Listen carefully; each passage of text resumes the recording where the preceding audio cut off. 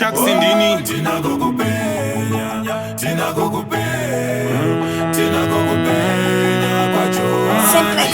Ove huru Vanhu vakuru Takadya nduru Tinako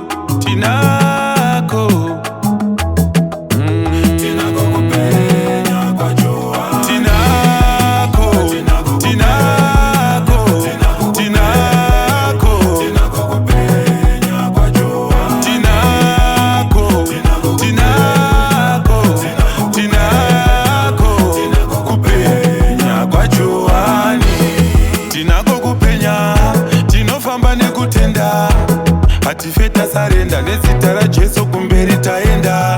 Muripo chekutya hapana, ndimi kamwari weminana. Manga muripo nezuro nanhasi, nyangwe kusvika ramangwana.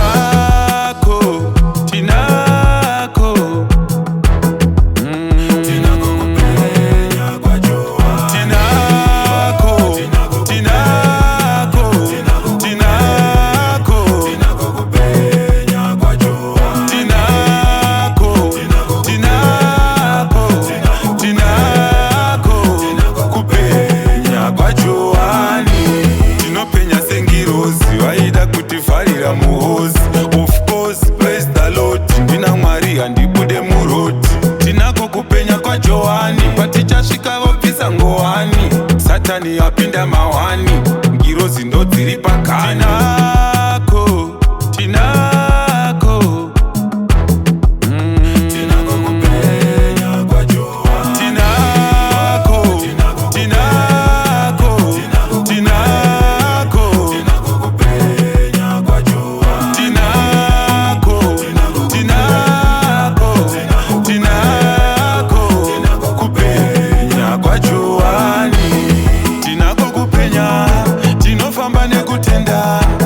Hatifeta sarenda nezita raJesu